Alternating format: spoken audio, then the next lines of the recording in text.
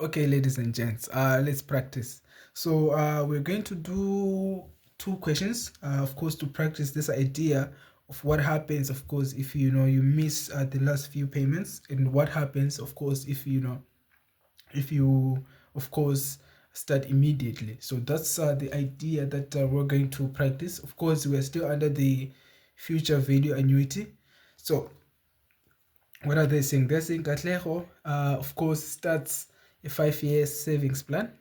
At the beginning of the month, of course, you see, they say at the beginning. So this suggests that he started immediately. So remember, we said, of course, under the normal condition, he would make at the end of the first month, right? So in this case, they said he made, of course, at the beginning of the first month. So which means he started, of course, immediately at T0. And they say, of course, he deposits 2,000 into the account and makes a further deposit of 2,000 of course, that was supposed to be at the, so this will be at the end of that month. So he then continued to make monthly payments of 2,000 into the account for 5 year period. They say, starting from his first payment, the interest is, of course, 12% per annum compounded monthly. To calculate the future value, of course, of his investment. Now, what we have now, they say he started immediately, right? Now, I'm actually just gonna leave that for now, and then, of course, I'm gonna show you what you need to do so that to eliminate mistakes in this case. So this would be a T0. So this would be a T1. This would be a T2, of course. Now let's say they said, of course, this was of course 12% per annum compounded monthly. So in this case, in a year, he would make of course 12 payments, but in 5 years, in this case, he would make, so 12 multiplied by of course by 5, that would be 60. So in this case, he would make 60 payments under a normal condition. So in this case, this would actually be, of course, this would be a T, of course, 60, right? So if, of course, now remember, we said if he start immediately. So if he were to start at T1, of course, this would be when, of course, he invests that 2,000.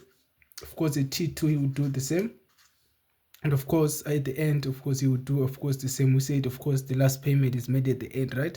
So this would be, of course, 2,000 and another, and that would be another one there. So this would be T 59. So this would be T 58. But note, they said he made, of course, he started immediately, right? So under normal condition, of course, the value of n, in this case, it would be 60, right? Under the normal conditions. But since he started immediately, now remember what would happen to the value of n? It would increase by 1, right? So this would be plus a 1. I need you to note that. And of course, the interest rate in this case that was given to be 12% per annum compounded monthly. So again, of course, they say he started immediately, right? So at T0 in this case, you would make, of course, another two, of course, the 2,000, and at the end of that, you would make, of course, those further payments. So again, you need to note that the number of payments would increase by 1. So in this case, the interest rate, of course, it's always, of course, they say this will be 0.12, but it is monthly, right? So we'll divide that by what? By 12. Of course, the value of x in this case would be, that would be 2,000. So what are they saying? They say calculate the future value of his investment after 5 years. So in this case, we want the future value, of course, after 5 years. So in this case, of course, to calculate that, we would say V, of course, FV, which is the future value, is equals to X, 1 plus I for N minus a 1. And all of that, we divide that by I. So in this case, we know that the value of x, of course, that's 2,000, and that would be 1 plus, of course, the interest rate, that would be 0.12. I would suggest that you write that, of course, on that side, so that you can just take and substitute those values. And again, the value of n, we say it's going to increase by 1, right? So this is going to be 60 plus a 1, so this is going to become 61. So that would be minus a 1 there. And of course, we'll divide all of this by 0.12 divided by what? By 12. So the future value the future value of his investment at T60, in this case, it would be, if you put all of those, if you put that on your calculator, you'd get a value of 100 and of course 66,992 972 rather, and 93 cents. So this would be the amount that you would of course have at the end of 5 years. Of course after 5 years, if he starts immediately, I mean. And then they say, due to of course financial difficulty, he misses the last 2 payments of 2,000. What will be the value of his investment now at the end of 5-year period? Now note what happens. Of course, he started of course at T0. So this would be T0, this would be T1, that would be T2. So he started here, so he made 2,000 there. Again, that's another, and that's another there. But where did he end? So again, we know that he has 60, of course 50, he has 61 payments there. So this would be a T60, right? And then this would be T59, this would be T58. So they said he missed the last 2 payments, right? So he would miss this, of course he would miss that payment and also that payment. So what that suggests? So that suggests that he stopped making payments after of course the 57th payment. So he only made 50 of course 7 payments, but in this case plus 1, because we know that under the normal condition of course it will be 57, but again we remember he started immediately, so in this case it would be plus 1. So that's what I need you to note. Now remember, of course the number of payments, it was 60, right? And of course it was 60 at it was 61 rather at T60, right? So in this case, if he misses 2 of course a period, he would miss that 61 payment and also of course the 61. So in this case he would have actually 59 payments that of course he would make. So in this case, the number of payments of course that he would make, it would be, so in this case he would enter at T58. Of course he would end at T58. So this would be the last of course payment that he would make at T58. So that again there it would be another 2,000. Of course he would stop at T58. Now remember, he missed the last 2, right? So he would miss that one and that one there, only the 2 last payments. So in this case they want to know of course what will be the what will be the value of his investment now at the end of a 5-year period. Of course, we said you would find out how much amount that you would have, of course the future value of all of these payments, right? It T, of course it T58, right? Of course in this case you would take whatever that value you're gonna get and then you're gonna invest it, right? Now what I need you to note, so when we use the future value annuity, so of course the formula that you are going to use is the one that we modified. We said A in this case would be equals to X, right? So that would be 1 plus I. Of course I'm gonna use the other technique on the second equation. So this would be N minus a 1, right? So I need you to pay a very careful attention so that you don't miss this. So for the future value annuity, of course we know that N would be of course 59. Now remember, it would be 59, right? He missed the 61 of course a payment in the 61. So in this case he would pay 59 payments, right? So N in this case would be 59, not. And by the way, of course I would remain the same, so it would be 0 because nothing changed, right, for the interest. So this would be 0. What was the, of course 12 divided by of course 12 there, still monthly. And also of course X would be again 2,000, So this is for the for the future value annuity. This is what we're gonna substitute here, right? And then of course we said we modified that, right? So this would be of course 1 plus I for n. Of course that n would be the number of course of payments that we missed, right? So I need you of course to note that. So in this case we know that our x in this case would be 2000, because we want to find out how much of course would be in the account at of course after 59 payments, right? Because we said he missed the last two. So in this case it will be 2000. So that would be 1 plus of course our I in this case would be 0.12 divided by 12. But again, how many payments did he make? He made 59 payments. So that would be the number of n, because he missed the 2. So in this case that would be 59 minus a 1. Of course all of that, we would divide that by 0.12 divided by 12. And again of course for that bracket there, for that next there, so this would be when of course for this bracket there, it would be when I take that amount that I get for using the future value, and then I would invest that for the further of course 2 months, because again he missed the last 2 months, right? So in this case this would be 1 plus 0.12, but again it's still monthly, right? But how many periods of course did he miss? He missed it 2, right? So this will be to the power of 2. I hope that makes sense. So in this case that will be equals to, of course it will be 162,952 and also 73 cents. So this would be the amount that he gets in this case if he misses of course the last 2 payments at the end of course of the 5-year period. I hope this makes sense.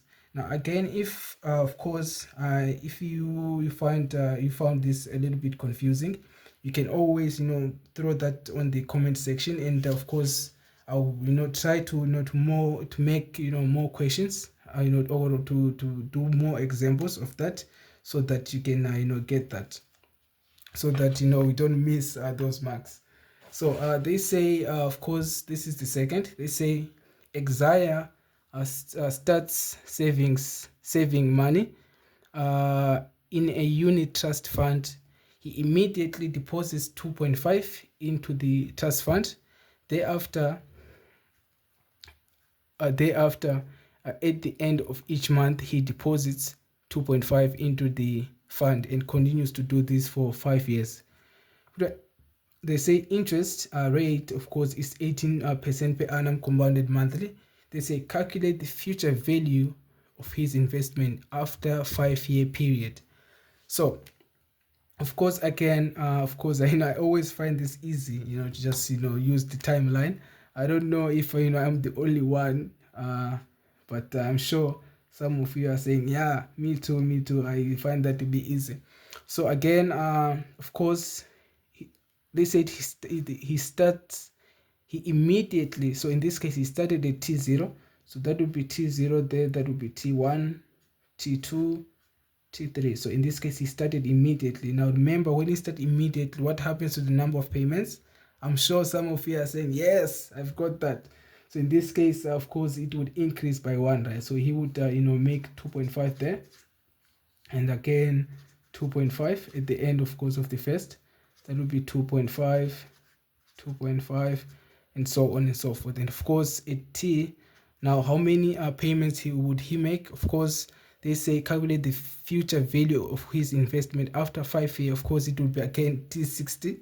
So the number of course of payments in this case would be 60 plus a 1. Now remember, it increases by 1, right? So in this case it would be 61 payments. So again, we know that interest, what was that again? The interest was 18% per annum compounded monthly. So it would be 0.18 that we divide by 12. And then, of course, X, they say that's 2.5. So in this case, they say calculate, of course. So this would be a T60, not, and this would be T59. and of course this will be T58. So that's 2.5, 2.5, that's another 2.5 there. So in this case, of course, we would use the future value annuity formula. It says VF is equals to X. Now I'm always gonna write this formula first before I substitute any values, so that you can see what I'm doing in this case. So in this case, the value of X, remember that's 2.5, and also, so that would be 1 plus rather, so this will be 0.18. we divide that by 12, but remember how many payments it would be. Of course, n plus 1, in this case it would be 61, so that would be minus a 1 there, and then all of that we divide that by 0.18, of course divided by 12, and if you put all of that on your calculator, you would get the value 246,644 rather, and of course 68 cents. So this would be, of course, the future value of his investments, including, of course, the one that we made T0. I hope this makes sense. I really hope. Of course, if it doesn't, you can always say that on the comment section. Of course, I'll try all my best. Remember, I'm here for you otherwise. So in this case, they say Exire, of course, leaves his money into the fund to grow for 2 more years. Now note, in this case, he didn't miss any payments, unfortunately. But what happened? At the end of his investment, of course, plan, what did he do? He left that money into the fund and let it, of course, grow. So in this case, they say for what? For 2 more years, right? So in this case, so what he did was that, so this would be a T0, would be T1, so this would be T2, T3, so he would make, of course, normal payments. Now what you need to note is that in this case we've already calculated the future value of all of those payments, right? So what you need to know to do in this case to calculate the, so they say Exire leaves his of course money into the fund to grow for 2 more years without making any further payments. The interest changes. Now remember, now note, the interest changed in this case to 10% per annum compounded quarterly. So they say calculate the value of his investment after 2 years. So in this case, you would take that future value there, and then what would you do? You would actually invest that as a once-off investment and find out how much, of course, it would be worth after that 2 years. So in this case, you would use that formula which says A. In this case, no, I don't understand. I don't actually get why I actually did that. In this case, we've already found, the first value. Again, you can do it the way that we did it here. You can always do it that way. I'm actually, if there's space there, I'm actually gonna do it even on that way. So in this would be P 1 plus I for N. So in this case, our P in this case would be that future value, right? Because he finished making his investment. He didn't miss any investment. So this would be actually 246. So this would be 644 almost 68. Of course, you are more than allowed, of course, to use that rounded version when, of course, when you are on the other question. The only way when you are not allowed to do that is when you are still on the same question. So that would be 1 plus, of course, 0.10 there. So in this case, now remember, they say it changed to what did they say? So this was per annum compounded quarterly, so we divide that by 4, and then of course how many quarters would we have in 2 years? So this would be actually 8 quarters. So in this case, the amount that you would get when you put all of those values would be, of course, I hope that's visible. So this would be 300,512 rand and also 60 cents.